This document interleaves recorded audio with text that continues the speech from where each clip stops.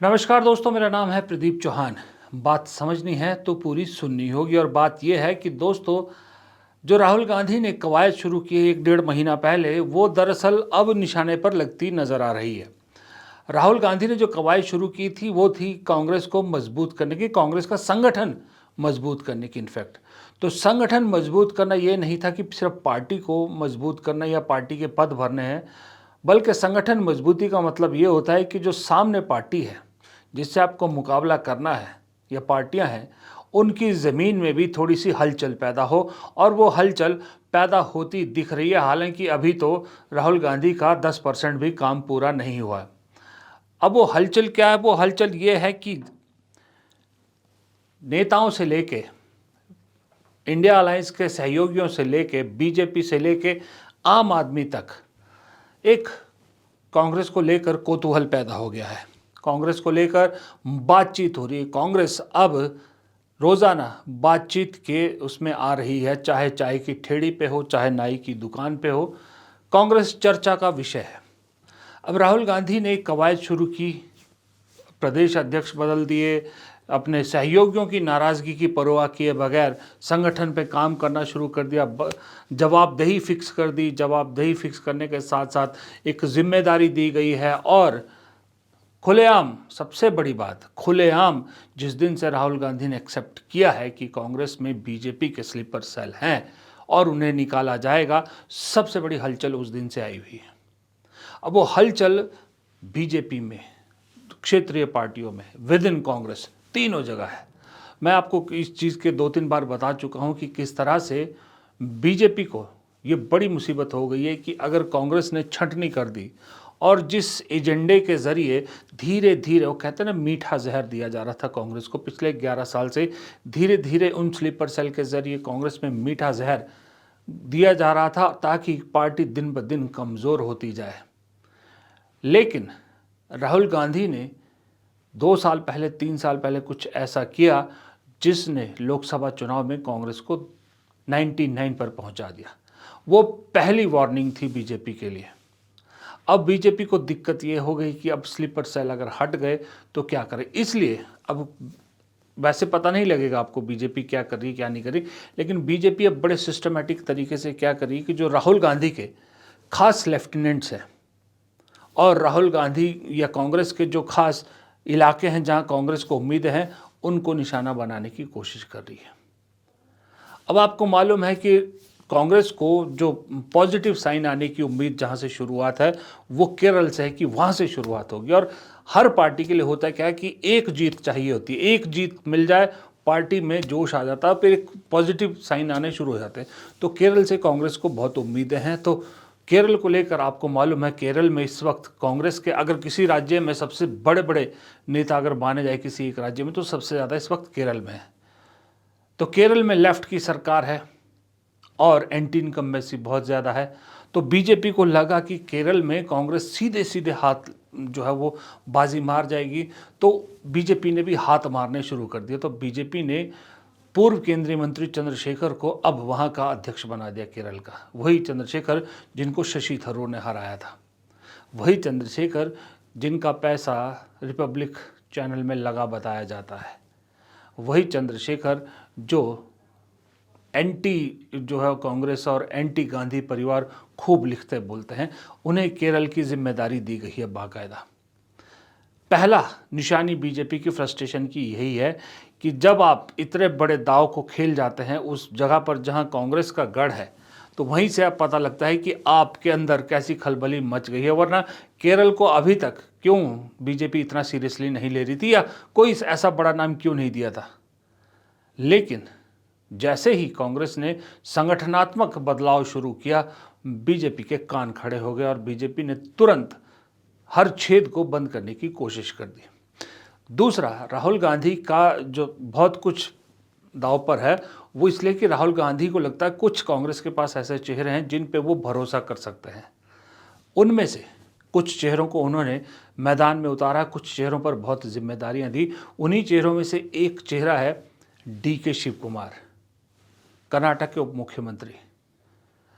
उनके बारे में, DK शिव कुमार के बारे में पिछले 5 महीने में, 4 महीने में, खास 3 महीने में इतना कुछ फैलाया गया है, लेकिन डी के शिव कुमार अभी भी जस के तस कायम है। पूरी मीडिया में एक तरह से हवा बनाई की कोशिश की जा रही है कि डी के शिव कुमार नाराज़ हैं, कभी भी पार्टी छोड़ सकते हैं, जबकि डी के शिव कुमार आए दिन लगातार ये कह रहे हैं कि जब मैं जेल में था, सोनिया गांधी मुझसे जेल में मिलने आई थी तिहाड़ में, मैं वो ज़िंदगी भर नहीं भूल सकता। जब शख्स इतनी बात कह रहा है फिर भी उनके आसपास अनर्गल चीज़ें कही जाती हैं, लेकिन जब डी के शिव कुमार को हिला नहीं पाए तो अब बाकायदा सदन में एक मंत्री खड़े होकर डी के शिव कुमार के बारे में झूठ बोलते हैं कि डी के शिव कुमार ने कहा है कि हम कर्नाटक में धर्म के आधार पर आरक्षण देने के लिए संविधान में बदलाव करेंगे, यानी कांग्रेस का जो हथियार है उसी से जो है वो वार करने की कोशिश करे कांग्रेस में।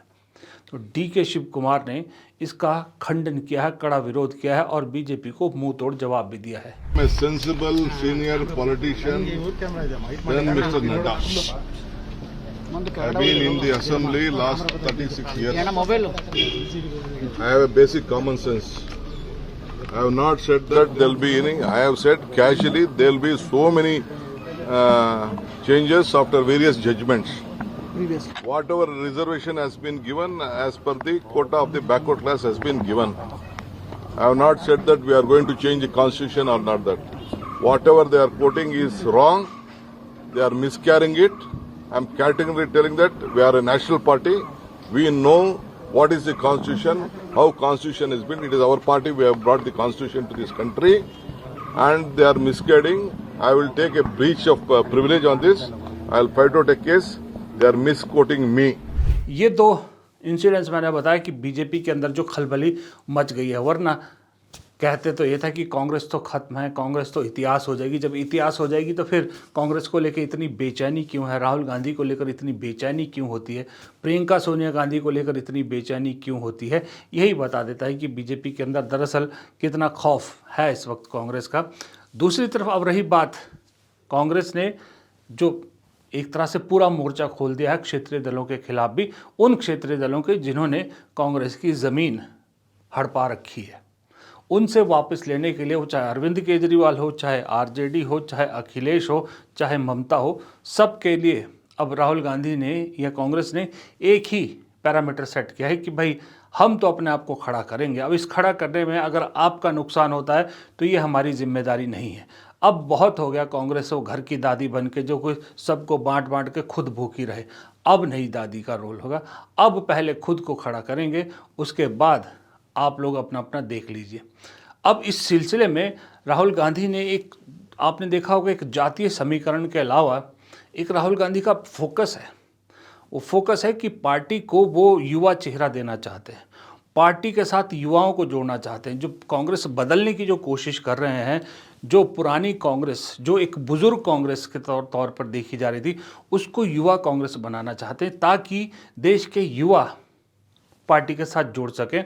इसीलिए कन्हैया कुमार को बिहार में उन्होंने उतारा, बाकायदा एनएसयूआई यूथ कांग्रेस को साथ लगाया है, क्योंकि बिहार के युवा को जोड़ना बहुत ज़रूरी है अगर आप बिहार में कुछ मजबूत रहना चाहते हैं।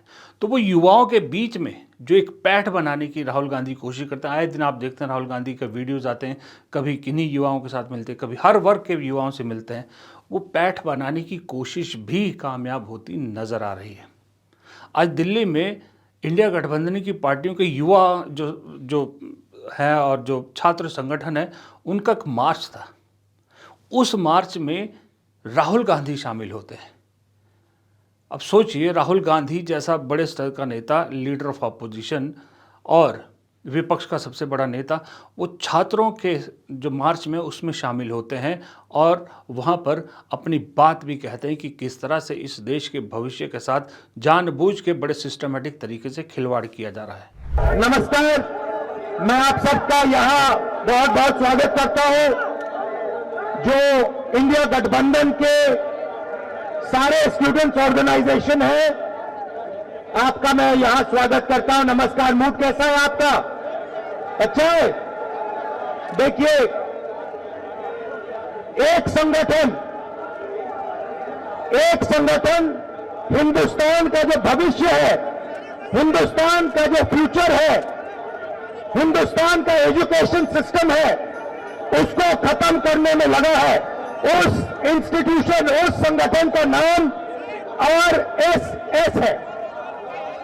भाइयों और बहनों, सच्चाई है कि अगर हमारा शिक्षा का सिस्टम उनके हाथों में चला गया, जो आस्ते आस्ते जा रहा है, तो ये देश बर्बाद हो जाएगा। इस देश में किसी को रोजगार नहीं मिलेगा और ये देश खत्म हो जाएगा। तो मुझे बहुत खुशी है कि सारे के सारे स्टूडेंट्स ऑर्गेनाइजेशन आज यहां आए हैं, क्योंकि आपकी जिम्मेदारी बनती है कि देश के स्टूडेंट्स को बताया जाए कि आज हिंदुस्तान की यूनिवर्सिटीज के सारे वाइस चांसलर आरएसएस नॉमिनेटेड है और आने वाले समय में स्टेट यूनिवर्सिटीज के वाइस चांसलर आरएसएस के नॉमिनेशन से बनेंगे। ये देश के लिए खतरनाक है और इसे हमें रोकना है। अब मेरा ये कहना है कि अभी आप इस नज़रिए से इसको देख रहे हैं कि राहुल गांधी जो है इंडिया गठबंधन के युवाओं के बीच में था, छात्रों के संगठनों के बीच में, लेकिन आप इसको दूसरे नज़र से देखिए। राहुल गांधी ने एक तीर से दो निशाने लगाए हैं यहाँ पर। एक तो युवाओं के बीच पहुँच गए, वो उनके मार्च में शामिल हुए, जबकि वो नहीं भी होते कोई फ़र्क नहीं पड़ता था, किसी ने सोचा भी नहीं था राहुल गांधी उसमें होंगे। दूसरा, वो इंडिया गठबंधन की दूसरी पार्टियों के युवा मोर्चे भी, युवा नेता भी थे, युवा छात्र भी थे। इसका मतलब राहुल गांधी सेंध सभी युवाओं में लगा रहे हैं। अगर एसएफआई का स्टूडेंट झंडा उठा के चल रहा है एनएसयूआई के साथ और राहुल गांधी उनको संबोधित कर रहा है, या दूसरी क्षेत्रीय पार्टियों के युवा संगठनों के झंडों के बीच राहुल गांधी उनको संबोधित कर रहे हैं, तो इसके मायने हैं। इसके मायने ये हैं कि युवा किसी पार्टी का भी हो, कांग्रेस के साथ जुड़ोगे, कांग्रेस मजबूत होगी तो आपके अधिकार बचे रहेंगे, वरना क्षेत्रीय पार्टियां अपने राज्य तक तो आपके लिए लड़ सकती हैं, राज्य के बाहर नहीं लड़ सकती। राज्य के बाहर पूरे देश में अगर कोई बीजेपी से लड़ सकता है तो वो है सिर्फ और सिर्फ कांग्रेस।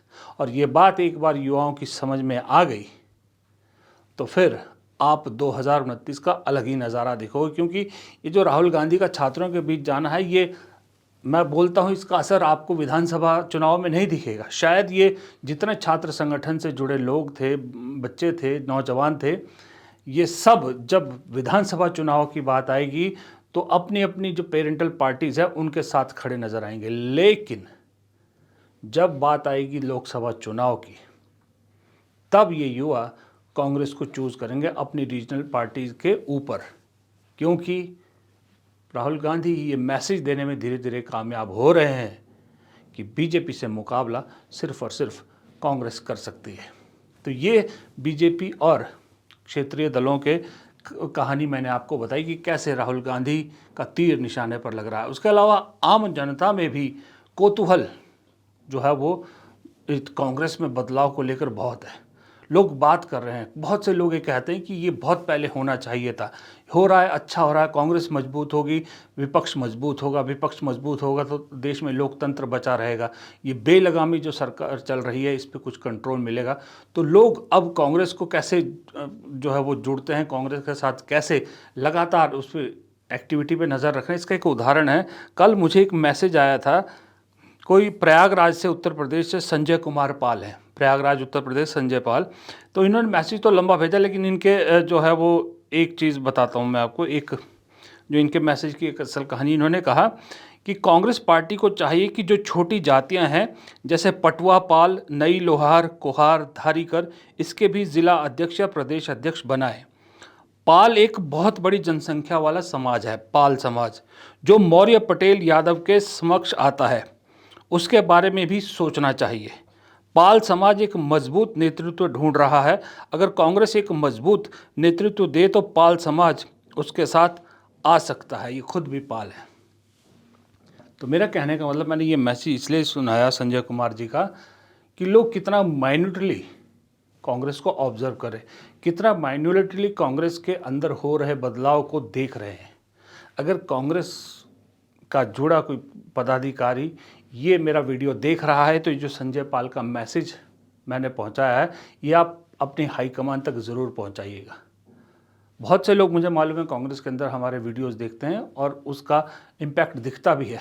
तो अगर ये तो एक एग्जाम्पल दिया पाल समाज का इन्होंने, ऐसे ज़मीन पे अगर उतरेंगे आप, इसलिए तो राहुल गांधी जोर लगा रहे हैं नेताओं को, कांग्रेस नेताओं को कि ज़मीन पे उतरिए, ज़मीन पे उतरेंगे। ये पाल और पाल समाज और ऐसे कितने ही समाज आपको उत्तर प्रदेश, बिहार, खास करके जो हिंदी जो स्टेट है, हिंदी पट्टी वाले जो स्टेट हैं, यहाँ पर जातियों के अंदर जातियाँ, जातियों के अंदर जातियाँ, और इनकी आप अगर बात सुनोगे और उन्हें सही रिप्रेजेंटेशन दोगे तो ये संजय पाल ठीक कह रहे हैं कि अगर इनको सही रिप्रेजेंटेशन मिल गया, क्योंकि ढूंढ रहे हैं, ये भी अपना नेतृत्व ढूंढ रहे हैं, इन्हें सही नेतृत्व मिल गया तो फिर कांग्रेस के लिए बहुत आसानी होगी। और कांग्रेस तो वैसे भी बरगद का पेड़ है, उसके नीचे बहुत सारे नेतृत्व शामिल हो सकते हैं। फिलहाल इस वीडियो में इतना ही। प्रदीप चौहान को दीजिए इजाज़त। नमस्कार।